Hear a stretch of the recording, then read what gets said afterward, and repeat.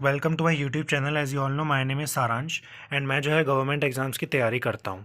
तो आज का ये वीडियो थोड़ा सा यूनिक रहने वाला है। इस वीडियो को आप लोग एंड तक देखना और आप लोगों को बहुत मज़ा आएगा। देखो मेरे पास मल्टीपल चीज़ें हैं, मेरे को कुछ कुछ दिखाना है आप लोगों को, जिससे आप लोगों को एक आइडिया मिले कि जैसे जो गवर्नमेंट एग्ज़ाम्स की तैयारी करते हैं उन लोगों के साथ कैसा एक्सपीरियंस रहता है और क्या रहता है ना।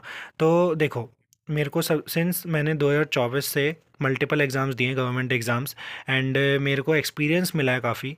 But due to my anxiety and my lack of confidence मैं बहुत कम एग्ज़ाम क्लियर कर पाया। तो आज मैं इन सब ये जो जितने भी डॉक्यूमेंट्स हैं, ठीक है, कुछ एडमिट कार्ड्स हैं, कुछ मेरे नोट्स हैं, उन नोट्स को तो मैं रख लूँगा, बाकी एडमिट कार्ड्स वगैरह को मैं रद्दी में बेच दूंगा, क्योंकि मेरे को अब 2026 में स्टार्टिंग फ्रेश करना है, बिल्कुल एक नया फ्रेश स्टार्ट करना है, रीस्टार्ट। क्योंकि मैंने अब इनको देख के मेरे को अच्छा नहीं लगता, मतलब ऐसा लगता है कि यार मतलब मेरे फेलर्स ही तो हैं ये। मैं कुछ चंद नंबरों से रह गया, जैसे 3-4 नंबर से रह गया, किसी में 2 नंबर से रह गया, ऐसे करके रह गया मैं, पता नहीं क्यों। बट मेरे को जब मैं एग्ज़ाम हॉल में एंटर करता हूँ ना, मेरे को एनजाइटी होती है एंड मतलब ये समझ के चलो हार्ट बीटिंग बहुत फास्ट हो जाती है।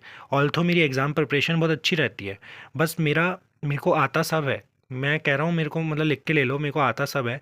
बट जैसे रीजनिंग हो गई, क्वांट्स हो गई, इंग्लिश हो गई, सब आता है। बट प्रॉब्लम क्या है, जब अपन परफॉर्म ही नहीं कर सकते उधर जाके, तो वो प्रॉब्लम है कि मतलब जैसे एग्ज़ाम ओपन होता है उसमें लिखा आता है टाइम लेफ्ट 1 आवर, मतलब आपको 1 घंटे में एग्ज़ाम ओपन हो जाएगा। तो तब आपको मतलब स्टार्ट करना रहता है एग्ज़ाम। तो उस समय पे जो मेरी फीलिंग रहती है ना, वो बहुत डरावनी सी रहती है मुझे, कि मतलब यार क्या होने वाला है। मतलब मेरे ओवर थिंकिंग होने लगती है कि मैं एग्ज़ाम क्लियर कर पाऊँगा नहीं क्लियर कर पाऊँगा। तो आज सारे मैं आपको एडमिट कार्ड्स दिखाऊँगा बारी बारी से, और मैं एक वीडियो इसलिए रिकॉर्ड कर रहा हूँ ताकि मेरे लिए भी, ताकि ये मेरी फीलिंग्स हैं, मतलब इतने एग्ज़ाम्स मैंने दिए हैं एंड क्या क्या किस में मेरा सिलेक्शन हुआ है किस में नहीं हुआ है। चलो स्टार्ट करते हैं वीडियो को, पूरा एंड तक देखना। और वीडियो अगर पसंद है तो कमेंट भी करना, ठीक है। अब 2026 आने वाला है, तो ये वाली मेमोरीज जो है मेरी पुरानी वाली, इन सबको मैं हटा दूंगा अब और नई वाली रीस्टार्ट करेंगे। चलो देखते हैं। सबसे पहले ये क्या है, ये है मेरा एमपी पुलिस का एडमिट कार्ड। तो इसमें तो मेरा अच्छा परफॉर्मेंस हुआ है। इसमें अभी इसका रिज़ल्ट नहीं आया है, बट इसमें मेरा परफॉर्मेंस काफ़ी अच्छा है। 73 मार्क्स आए हैं मेरे, और कैटेगरी मेरी ईडब्ल्यूएस थी। ये लास्ट एग्ज़ाम था मेरा, मतलब 2025 का, ठीक है। इसको मैंने ऐसे ही भर दिया था, जस्ट पोस्ट भी देख लो कितनी कांस्टेबल की है, सिंपल सी पोस्ट है। अब खुद सोचो, मैं जो है बीएससी मैथमेटिक्स कर रखी है मैंने, अब मैं पुलिस कांस्टेबल का क्यों भरूंगा, लेकिन मैंने भर दिया बस जस्ट फॉर परफॉर्मिंग की, देख के आते हैं कैसा रहता है ना। उस वजह से भर दिया और मार्क्स भी ठीक आ रहे हैं। अब देखते हैं फिजिकल में क्या होता है। चलो ये तो हटाओ, अब बात करते हैं ये क्या का है। तो ये देखो, अगर आप देख सकते हैं, डेट भी दिखाऊंगा मैं आपको। ये है अपना 7/12/7 का, सॉरी 7/12 का, मतलब 7 दिसंबर 2025 का है ये। और ये काय का एग्ज़ाम दिया था मैंने, call letter for online preliminary examination for RRB clerk का है ये। तो ये अभी का ही है, जस्ट आरआरबी क्लर्क का मैं जो दे के आया था ना, जिसमें मेरे 65 अटैम्प्ट थे और वीडियो पे भी मेरे 12,000 व्यूज़ आए थे। तो ये वो वाला है। और इसका मतलब मैं क्या ही करूँ, अब 65 अटैम्प्ट्स आए थे तो मेरा डेफिनेटली नहीं होगा।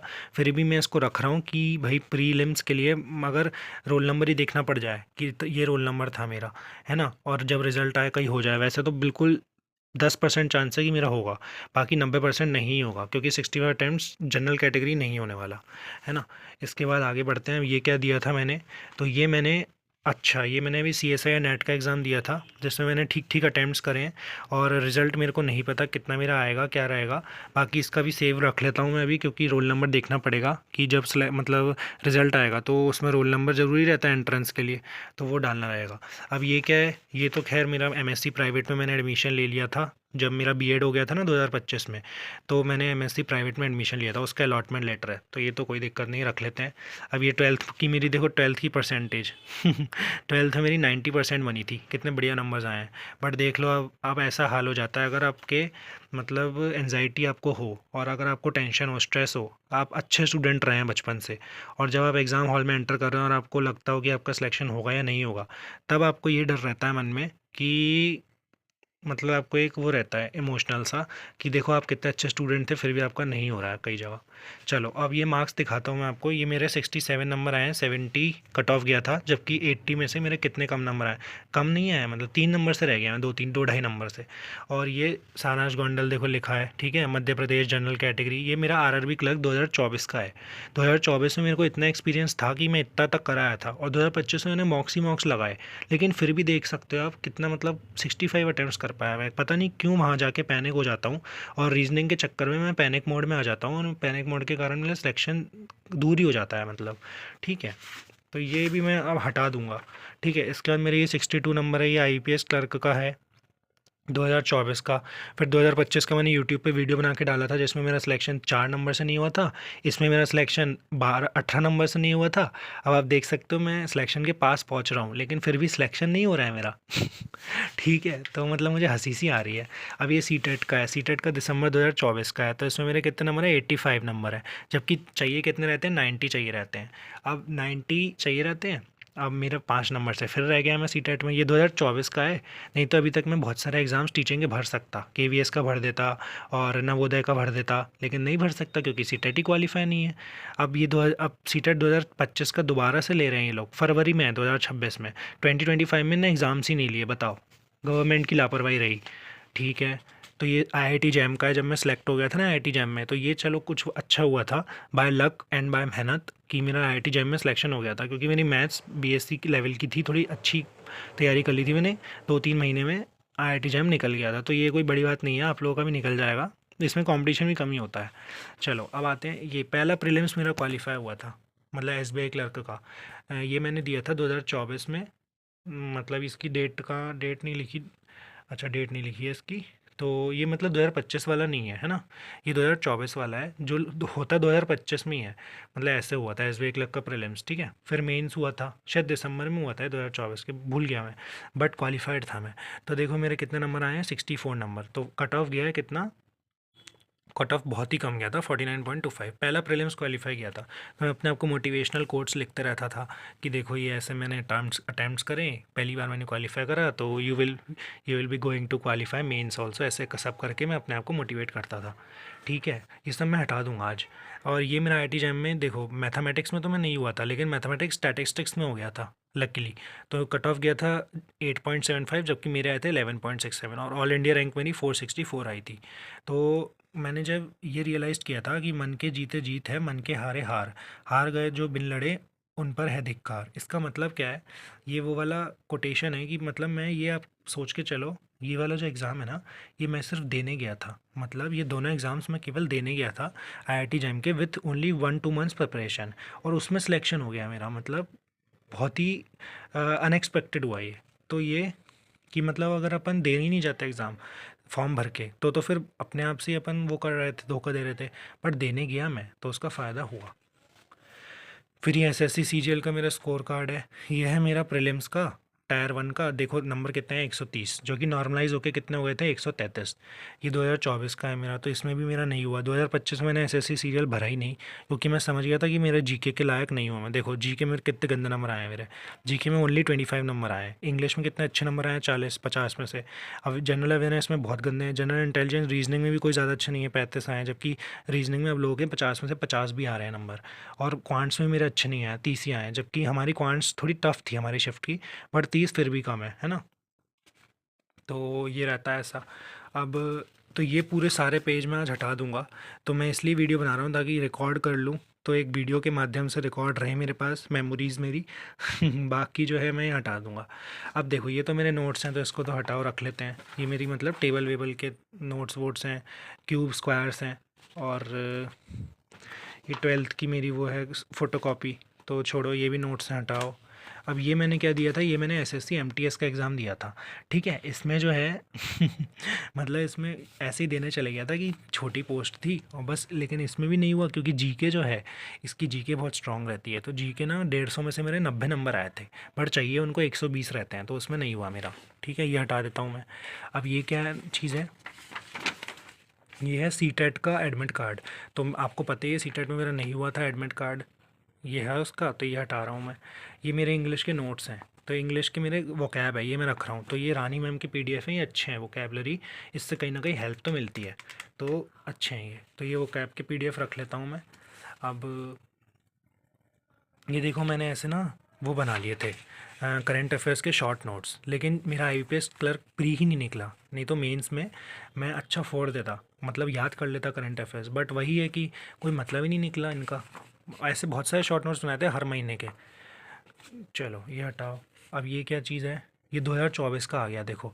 2025 तो एंड हो गया, अब 2024 के भी मेरे नहीं हुए थे आरआरबी क्लर्क का, वही एडमिट कार्ड जिसमें मैंने 2 नंबर से रह गया था मैं, तो उसका एडमिट कार्ड है ये। चलो हटा दो इसको भी। बाकी आप लोगों को भी थोड़ा आइडिया मिलेगा। ये देखो, ये इसका ये रहता है, ऐसे फ़ोटोकॉपी रहती है आधार कार्ड की, फिर वेरीफाइड लिखा जाता है, फिर अपने को लिखना रहता है name, roll number, system name, shift कौन सी है, ऐसे करके। तो इतना एग्ज़ाम्स देने के बाद भी मेरे को कॉन्फिडेंस नहीं आया अंदर से सोचो, जबकि मैं हूँ अच्छा टैलेंटेड, बट पता नहीं क्या है यार, कुछ लक भी है, कुछ वो भी है, 2-3 नंबर से रह जाता हूँ, या जो भी है समझ नहीं आ रहा। मतलब 93% मेरी 10th में बनी, 90% मेरी 12th में बनी, बट कॉन्फिडेंस मेरा अब जीरो हो चुका है क्योंकि मेरे को ऐसा लगता है कि यार मैं मतलब थोड़ा सा नहीं हो पा रहा है मेरा सिलेक्शन, जब अपन को लगता है ना। तो अब ठीक है, कोई बात नहीं, बैंक में नहीं हो रहा तो बाकी दूंगा, अभी भी मैं हार नहीं मानने वाला। अब देखो, ये दिसंबर के भी मैंने नोट्स बनाए थे इतने अच्छे से करंट अफेयर्स के, कोई फ़ायदा नहीं हुआ। मैंने सोचा था आरआरबी क्लर्क में हो जाएगा मेरा, लेकिन उस टाइम की बात है ये 2024 की, तो नहीं हुआ था। मेंस के लिए मैं दे ही नहीं पाया था। अभी मेरे बेसिक नोट्स हैं, मैंने बनाए थे जब मैंने स्टार्ट करी थी प्रिपरेशन बैंक की 2024 से, तो ये मेरे नोट्स हैं। अब 2025 भी हो गया, आज तक मेरा एक ही प्री क्वालिफाई हुआ है बस, और बाकी प्रीलिम्स भी नहीं क्वालिफाई हुआ और सोच लो मतलब कॉन्फिडेंस के चक्कर में। तो ये है, अब ये हटा दो। ये भी नोट्स हैं मेरे सिलोगिज्म के। ये क्या है, ये आईआईटी जैम का एडमिट कार्ड है, जो कि मैं अब हटा रहा हूँ क्योंकि मैंने क्वालिफाई कर लिया था। ठीक है, अच्छी बात है, एक माइंड में मेरे वो बन गया। ये भी सीटेट का एडमिट कार्ड है, पहले ही दिखा दिया। ये मेरा बीएड का मार्कशीट है, तो बीएड मेरा कंप्लीट हो गया, आप लोगों को पता ही है, तो ये हटा देते हैं अब। ये AIATC का दे के आया था मैं, है ना। PCM मेरी स्ट्रीम थी, तो मैंने सोचा दे देते हैं, बट मेरे नंबर 120 में से कितने आए थे, मेरे नंबर आए थे 75 समथिंग नॉर्मलाइज होके, जबकि कट ऑफ गया था 100+। तो देख लो, इसमें भी रह गया था मैं। AIATC भी एक बार देख लिया मैंने, इसमें भी वही आती है, फिज़िक्स वगैरह, क्वांट्स, रीजनिंग, ये सब। फिर ये मेरा SSC का ही था, SSC MTS का था शायद, ये मतलब एडमिट कार्ड ही। ये मैंने नोट्स बनाए थे AIATC के लिए, लास्ट के 15-20 दिन पढ़ा था बस, ज़्यादा पढ़ा भी नहीं, तो उतना ही नंबर आया जितना पढ़ा। हटा दो नोट्स को, कोई मतलब नहीं है। ये ऐसे पेज है कोई सा फालतू। ये क्या चीज़ है, ये है 31/8/24 को हुआ था ये पेपर, और ये शायद IBPS क्लर्क का है, जिसमें मेरा 62 नंबर आया था। एडमिट कार्ड आपको दिखाई दिया है। तो भोपाल में जा भरता हूँ मैं सेंटर ज़्यादातर, और वहाँ पे Trinity Prestige institute of technology है, जिसका पहले नाम ट्रिनिटी हुआ करता था, वहाँ पर ही मैं देता हूँ जाके, है ना, एग्ज़ाम्स। तो ये भी कोई मतलब नहीं निकला, हटा दो इसको। अब ये सारे पेपर रद्दी में जाएंगे, ठीक है। ये तो ऐसी फालतू रिपोर्ट है कोई सी। और ये मैंने देखो कितने अच्छे टाइम टेबल बनाता था मैं, ये ऐसे मेरे एग्ज़ाम्स है, लेकिन कोई सा भी नहीं निकला। ये सब तो मैंने भरे ही नहीं, LIC के IDBI वगैरह वगैरह। ये मेरे नोट्स हैं तो रख लेते हैं, ये मेरे नोट्स हैं, रख लेते हैं। ये क्या चीज़ है, ये कौन सा चीज़ है यार, ये भी कोई सा एग्ज़ाम ही है। अच्छा, SSC CGL का एडमिट कार्ड है, जो वही वाला, मतलब जिसमें मैंने मार्क्स बता दिए ना आपको। ये कौन सा एग्ज़ाम दिया, ये मैंने रेलवे का दिया था, बताओ, रेलवे का अंडर ग्रेजुएट लेवल का दिया था, जिसमें मेरे नंबर 60 आए थे 100 में से, जो कि ठीक नंबर है। बट कट ऑफ तो भाई साहब जनरल कैटेगरी से दिया था, 80 नंबर का गया है। तो देख लो भैया क्या मतलब निकला। और ये है अपना, ये क्या चीज़ है, ये है अपना 23/8/25 को दिया था, मतलब ये मैंने क्या का दिया था, PO का, IPS PO का दिया था मैंने, और जिसमें मेरा 10 नंबर से रह गया था कट ऑफ ही। तो कोई मतलब नहीं निकला, PO का प्रीलिम से क्लियर नहीं हुआ मेरा, और मेरी शिफ्ट भी थोड़ी टफ आ गई थी, और मेरा लक भी अच्छा नहीं था, मैं पैनिक हो जाता हूँ वैसे ही, मैंने आपको बता रखा है। तो ये ऐसा सीन